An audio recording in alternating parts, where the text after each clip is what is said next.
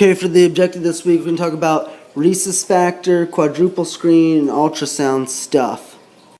To start off with, there are about 33 different ways of grouping blood types. Of those 33 ways, the two most important are the ABO and the RH. So I'm going to talk really quick about ABO, even though it's not part of the presentation, just because it's pretty tied into how we group blood, and RH is the other big one. So first thing we need to know is that we have a red blood cell, and on that red blood cell we're going to have some sort of glycolipid. So a lot of textbooks will put it like this. You'll have this triangle portion here, and it's going to be not shaded. Then you have this square portion, and each of these portions have different names, like beta 1,3, beta 1,4. Then you're also going to have another triangle portion. So this is the basic backbone of our glycolipids. So there's glycolipids, sphingolipids, glycoproteins, all kinds of stuff in here, but the actual antigen that we're talking about when we say ABO is a carbohydrate moiety that's attached to it. So the O would be, I'm actually going to change the color. So here we have an H antigen. So this is the H antigen. So sometimes ABO blood typing is also referred to as ABH. And that's because there is no actual O antigen, there's an H antigen, and when only the H antigen is present, that is considered type O. Then, however, you can also have another antigen attached right here.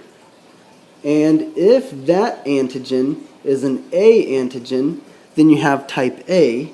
If it's a B antigen, you have type B.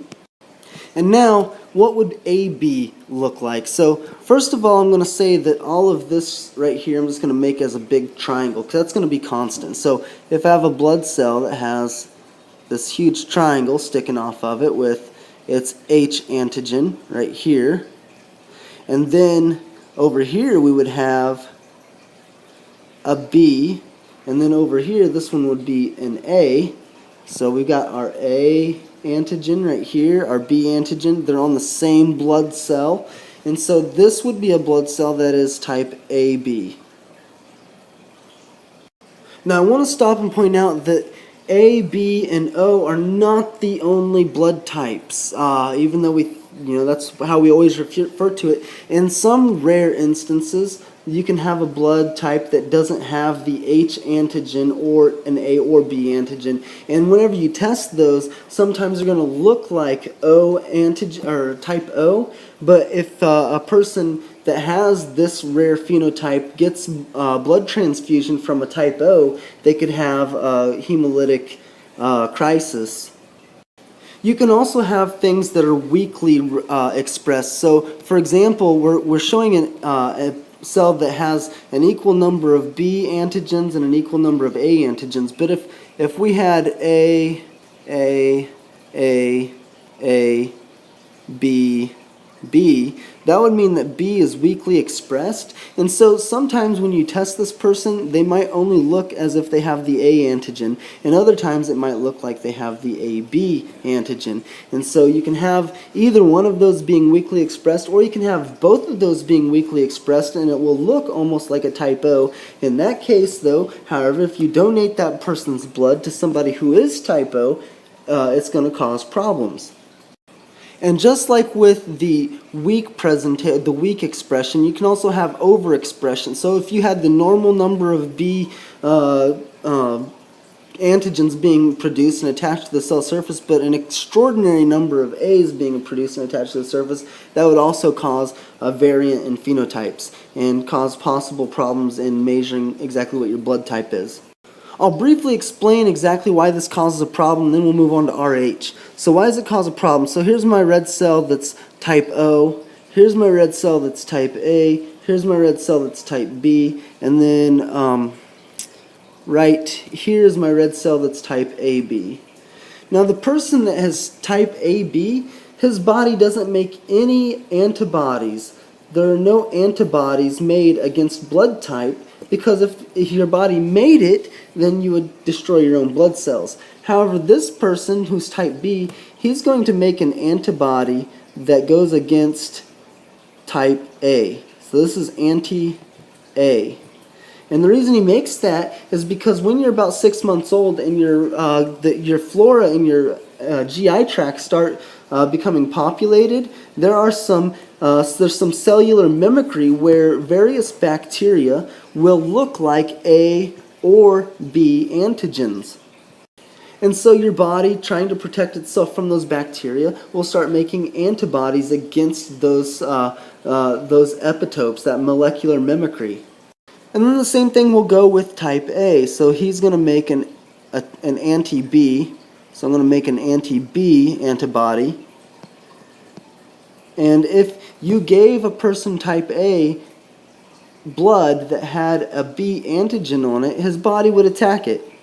Then finally type O, because it doesn't have any of those, it's going to have an anti-A and an anti-B. So this is anti-A and this is anti-B. So it's going to attack both A and B. Now type O's are said to be universal donors, but that's not always true. And here's the reason why. Because any of these groups, O, A, or B, any of these groups, if they overproduce their antibody, so for example, if for some reason this guy with type O started overproducing the anti-A antibody, and his serum was just completely packed with this antibody, then you donate this blood to an AB or a type A, then this is going to start attacking that person's red cells. So the antibodies in the serum will attack that person's, the recipient's current blood cells, and that's a bad thing as well. Now there are some instances where a type O or a type A or a type B will not produce these antibodies. In these very rare instances, one of them is whenever you have fraternal twins. So I have these two twins growing up inside of mom and dad, or inside of mom, they don't grow up inside of dad. This guy is type O and this guy is type AB. And so a little bit of his blood gets mixed up with his brother's blood while they're developing, and so the brother thinks that his immune system thinks that he's AB and he's really O, or it could be any of those number of cases where if he was type A and he was type B, this guy could think that he was type AB and this guy would think that he's also type AB because the immune system gets programmed early on. And in those situations, neither one of them will make an antibody against either one of those things, or at least if they do, it will be later on in life and it will be a very weak production of those antibodies.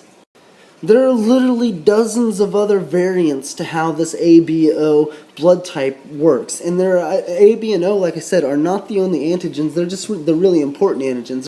So let's take a look at RH now. Now, unlike the ABO grouping system, RH is a group of proteins that are transmembrane, they're integral proteins. So here's my red blood cell. It's going to be black right now. Here's my red blood cell. So the RH antigens are going to be proteins that actually go into the membrane and stay on the membrane. They're not expressed above the surface of the cell like the ABO is. And with the RH grouping system, there are over 50 different RH antigens, but only 5 of them are actually important, and only 1 of them is used when determining RH positive and negative. So what type of RH antigens do we consider important? Well, there's this capital D antigen, then there's a capital C and a lowercase c, there's a capital E and a lowercase e. There is no lowercase d. So this D antigen is the one that we look for when we're looking for Rh positive and Rh negative because it's the most immunogenic. So what exactly does Rh mean? Rh stands for Rhesus. And the reason is because this antigen was first given its name. It was discovered a couple years earlier, but it was first given its name in 1940 by taking Rhesus monkeys and injecting their serum into rabbits and watching different reactions. And so they called the antigen that caused the agglutination, they called it the Rhesus antigen, or Rh for short. So in summary, if you have this capital D antigen, then you are Rh positive and it's indicated by a plus sign. If you don't have it, then you are Rh negative, indicated by a minus sign, usually given with the ABO blood type. So if you are a type AB, as I am, and you have this D antigen expressed, then you are AB positive. Now, why is this important for pregnancy? So let's talk about that really quick. Just like with the ABOs, you also have let's say that this is where the D antigen is supposed to be. If I don't make the D antigen, it's just not expressed, then I'm going to make an antibody that will fight off, and it's going to be able to bind and opsonize the D antigen. And when your body attacks it, it'll cause the red blood cells to lyse open. And so if you have a mother, so this is your mother, and she's Rh negative, she has no D antigen, and then you have a baby who is Rh positive, does have the D antigen, initially, the mother's body will have made no antibody against the D antigen because there is no bacteria that really mimics this antigen. It's just whether or not you get exposed to somebody else's blood. So the first time, if you have a baby and the mother gets exposed to that blood for the first time, no big deal. The body just goes into production mode. I'm going to start producing antibodies. And then if you have a second child that's Rh positive, if the antibodies here, if they're IgG, they'll be small enough to cross the placenta and start attacking the baby's blood cells. However, if they're IgM, so IgM is what you first start making. IgM is what initially gets made with this first baby. It's too large to cross the placenta, and so it doesn't harm the first child. But after a while, your body will start making the IgG, and then the subsequent babies will be attacked by the IgG antibodies. This causes something called hemolytic disease of the newborn. So what RhoGAM, or it's called Rho-D immune globulin, or the trade name is RhoGAM, what RhoGAM does is if you have this baby who's Rh positive and the mother who's Rh negative, and this blood gets in here, before the mother can respond to all these positive these D antigens, before the mother's immune system can respond to it, you have these multivalent immunoglobulins, which kind of are typically depicted like this. So these are the antibodies that are multivalent. So they're really big. They're too big to cross into the fetal circulation to cross the placenta, but then they go in and they start tying up all of these blood cells that get into the mother's body and prevent the mother from becoming sensitized to it. And so it'll drop the percentage. So prior to using this, 16% of mothers would become allo-immunized by the fetal blood. But by using this, it's dropped it down to 0.1% of mothers being allo-immunized by fetal blood. And these numbers refer only to the Rh negative mothers. So 16% of Rh negative mothers would be allo-immunized by fetal blood. All right, let's talk about the quadruple screen really quick. This is a test. It's the most accurate between the 16th and the 18th week, but it can be done anywhere from the 15th all the way to the 22nd week with a high degree of accuracy. And what exactly are we testing? So the first thing we're testing is the alpha fetoprotein, and that can indicate a couple of things. So the first thing we're going to think of are neural tube defects, but those are not the only reasons that this can be increased. And so what if it's one of these other reasons? I'll tell you what these other reasons are, but what if it's one of these other reasons? How can we narrow in on that? So we can measure human chorionic gonadotropin. Of course, this can be increased with twins, and there's a few other things that can cause this to be increased beyond or higher than normal levels, and a few things that can have it being lower than normal levels for a typical pregnancy as well. And so we're going to talk about those things as well, but for right now we'll just say that it can be increased with twins. Then the other thing we can look at is unconjugated, I'm just going to abbreviate the rest of that, estriol. Estriol is a type of estrogen. Sometimes it's abbreviated as UE3. Now this hormone is produced by two things. It's produced by the fetus and it's produced by the placenta. So again, if you had twins or something, it may be slightly elevated. And then the last thing in the quadruple screen is something called inhibin A. So inhibin A. Now, there was, prior to the quadruple screen, there was something called the triple screen. It included these three things, and then they added inhibin A, and they called it the quadruple screen. It's a great nomenclature, if you ask me. Inhibin type A is it's a protein that's secreted by the the placenta. And it acts on various parts of the maternal endocrinology, causing hormones to maintain various levels and stuff like that. So what are a few other things that an increased alpha fetal protein can indicate? Well, so the big thing we talked about is neural tube defects, but another even bigger thing is that it could indicate the death of the child, or it's like a preterm death, that the baby died in utero. It can also be an indicator for duodenal atresia, tetralogy of Fallot, and even Turner syndrome can cause increases. But there is one specific pattern of these four proteins that indicates something that you may want to know. For example, when you have a low alpha fetal protein, low unconjugated estriol, high HCG, and high inhibin A, this indicates an aneuploidy. Aneuploidy. So what is an aneuploidy? I remind you, it's where you have too many of a given chromosome. So for example, an extra 21st chromosome would be Down syndrome, or an extra 18th chromosome would be Edwards syndrome. So by setting the ranges of these things to a specific range, you can detect Down syndrome 74 to 81% of the time by having only a 5% error. And so prior to that, the triple test could only do 61 to 70% of the time with 5% error. I was able to get numbers and stuff from Williams Obstetrics, 24th edition. I could not find a positive predictive value or a sensitivity and specificity, or the negative predictive value. So those are things that you may want to look into. I was unable to find any research papers on those.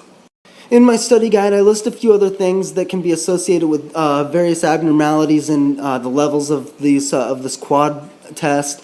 For example, what happens if the HCG is high by itself, or if the estriol levels are off, those kind of things. So now we're going to take a look at ultrasound.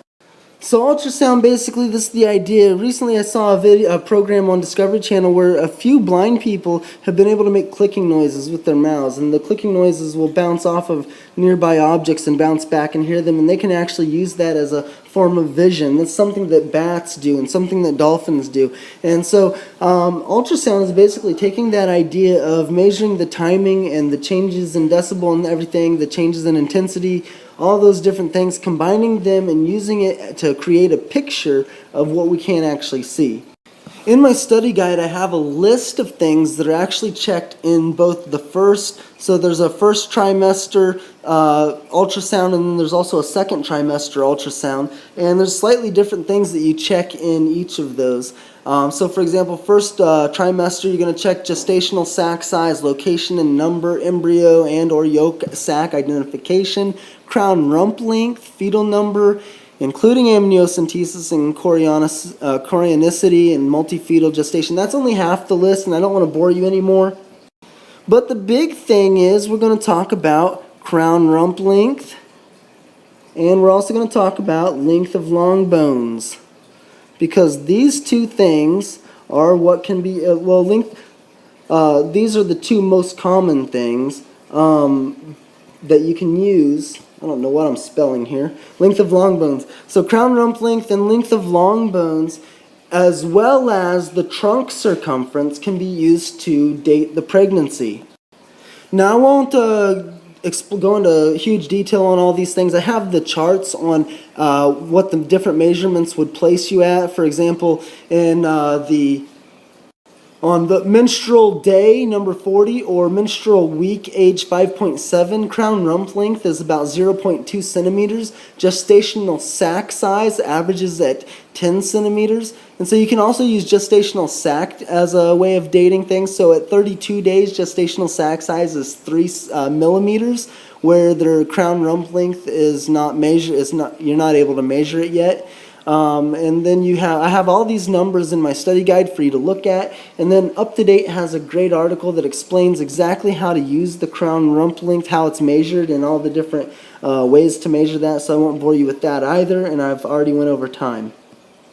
I'll also note that my study guide lists all of the different measurements of the long bones, and it gives percentiles, the 5th, 50th, and 95th percentile for each measurement of the long bones at given weeks of pregnancy. So you can also use those to determine the gestational age.